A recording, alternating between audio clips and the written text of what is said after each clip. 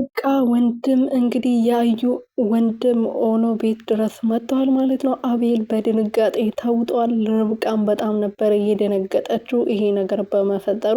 ይሄ ነገር የተፈጠረው አልመሰለውም ነበር። ሰላም ሰላም ቤተሰቦች እንዴት ናችሁልኝ? እኔ ያለው ፈጣሪ የተመሰገነ ይሁን። በያላችሁበት ሰላማችሁ ብዝት ትርፍርፍ ይበልልኝ። ርብቃን ክፍል 22 ይዤላችሁ መጥቻለሁ። ክፍል 22 ላይ እንግዲህ የርብቃዬ ወደ ቤት በሰላም ተመልሳለች። ወደ ቤት ከተመለሰች በኋላ ብዙ ደስ የሚሉ ነገሮች፣ መጥፎ ነገሮችም ተፈጥረዋል ማለት ነው። ማሚቴ እንግዲህ አሁንም እንደተቀየረች ና ያለችው እሷ በቀል ነው ያዘችው። ከዚህ በፊት እንግዲህ ማሚቴ ልጅ ነበራትና ሰው ሀገር ሄዳ ነበር። ሰው ሀገር ተሰግዳ እዛው ነበረ ልጇን ጥላ የመጣችው። የተሻለ ህይወት ብላ ነበረ በማደጎ ውስጥ ጥላ ነበር። እሷ ወደ ሳውዲ ሄዳ ተመልሳ ስትመጣም የማደጎ ልጅ ለማሳደግ ነበረ ሁኔታዎቹ እንዳሰበች ስላልነበረ ተመልሳ ልጅ እያሳደገች ነበር። ካሳደገቻቸው ልጆች ውስጥ አንዱ ደግሞ አቤል ነበርና ቤተሰቦቹ በአደጋ ስላጣ ማደጎ ቤት ውስጥ ስለነበረ እሷ ነበረ ስታሳድገው የቆየችው ማለት ነውና ልጇ ከዛ በኋላ ተይዛ ወደ ውጭ ሀገር ከወጣች በኋላ ልጇን ልታገኝ አልቻለችም። እኔ ያሳድጉሻል፣ ጥሩ ሁኔታ ላይ ያደርሱሻል ብዬ ነበር የሰጠቻቸው። እነሱ ግን የትም ወስዶ ጣሉሽ፣ ለአንቺ ያለቀሻቸው እንባዎች ይበቀልልሻሉ ብላ አሁን እንግዲህ ከአቤልና ከርብቃ ከያዘችው በቀል ነው ማለት ነው። ቤቱን ቀምታ የራሷ ህይወትና የልጇን ህይወት ማስተካከል ስለምትፈልግ ነው ይህ ሁሉ ነገር እያረገች ያለችው። ዛሬ እንግዲህ እያለቀሰች ልጄ ይበቀልልሻለሁ፣ ልጄ ያሳለፍሽውን ነገር እክስሻለሁ ብላ በራሷን በመስታወት እያየች እያወራች ነበርና ለምን እንደዚህ ልታረግ እንደፈለገች አሁን ገና ገብቶኛል ማለት ነው። ግን ከአቤል ጋር ምን እንደሚያገናኘው እኔ ማወቅ እፈልጋለሁ ማለት ነው። ቤተሰቦችዬ ርብቃዬ እንግዲህ እሷ እንዳገተቻት ምንም የምታውቀው ነገር የለም። ምን ሆነች ነው ብሎ አቤል በተደጋጋሚ ሲጠይቃት ነበርና ሶፋ ላይ ቁጭ ብለን ከአዩ ጋር ስናወራ ነበርና የሆነ ቃል አመጣ ወደ መኝታ ቤት ስገባ ከዛ በኋላ ወደ መኝታ ቤት መግባቴ ነው ትዝ የሚለኝ። ከዛ በኋላ ምንም ማስታወሰው ነገር የለም። ልክ ስነቃ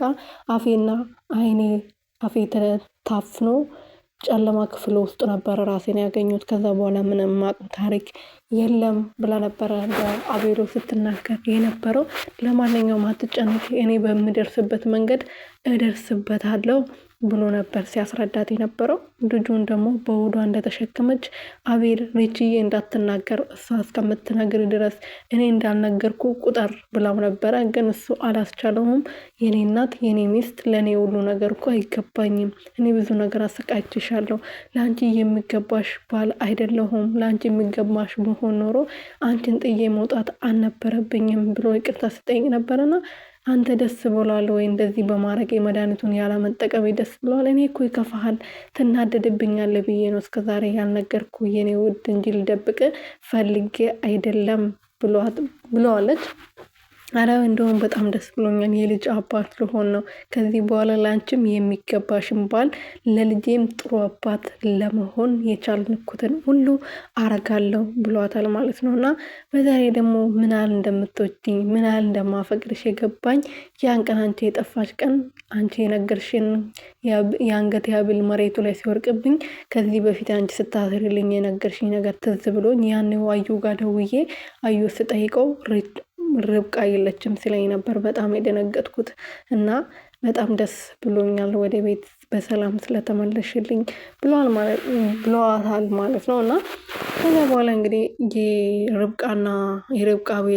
የርብቃ ወንድምና አቤል እስከዛሬ ድረስ አልተዋወቁም ነበር። የሆነ ጊዜ እንደውም የኛ ማሚቴ ስትቀየር የሆነ ጊዜ በሰላም ባልነበሩበት ሰዓት አቤል ርብቃን በማፈቅርበት ሰዓት ቤት ድረስ መጥቶ ነበር እና ያኔ አዩ ነበር አቤልን ይዞ ወጥቶ በድብቅ ነበር ወደ ቤት የገባው ማለት ነው የርብቃ ወንድም።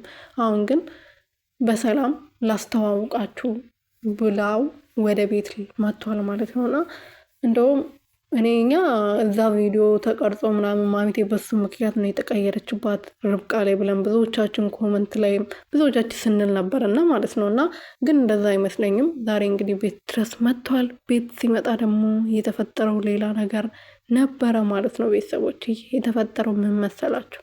ርብቃ አዩና የርብቃ ወንድም ከዚህ በፊት ይተዋወቃሉ። ግን ወንድሜ ብሎ ነው የጠራው። ወንድሜ ብሎ ሲጠራ ሁሉም ሰው ነበር የደነገጠው ማለት ነው። እና ወንድሜ ብሎ ስለጠራው እኔ አብሮ አደግ ወይም ደግሞ ጓደኛ ማቾች ይመስሉኛል ብዬ አስባለሁ። ለማንኛውም ቀጣዩ ክፍል ላይ ወንድማማቾች ይሆኑ አይሆኑ የሚለውን ደግሞ አብረን የምናይ ይሆናል።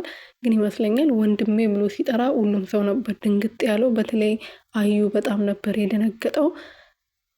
አዩ ደግሞ የርብቃ ወንድም ከሆነ በጣም ደስ የሚል ነገር ነው። ምክንያቱም እስካሁን ድረስ የያዘው በቀል የሚረሳ ወይም ደግሞ የምታወይ ይሆናል ማለት ነው። በዚህ በኩል ደግሞ አቤልን በጣም ስለምታፈቅረው አቤልን ለመጉዳት ያሰበው ከማሚቴ ጋር እሱ ማሚቴና አዩ እንግዲህ አቤልን ለመጉዳት በጣም ብዙ ነገር እያደረጉ ነው ያለው። እንደውም ማሚቴ ርብቃን ያገተቻት እሷ ናት። አዩ ግን ጠርጥሮ ጠይቋት ነበረ። እኔ እንደዚህ አይነት ነገር አልሰራውም ብላ ነበረ በሚያስጠላ አነጋገር የመለሰችለት ማለት ነው። ለማንኛውም ቤተሰቦች የቀጣዩ ክፍል ላይ አብረን የምናየው ይሆናል። ይህን ቻናል ሰብስክራይብ፣ ሼር፣ ላይክ እያደረጋችሁ ቤተሰብ እንድትሆኑልኝ በትህትና እጠይቃለሁ።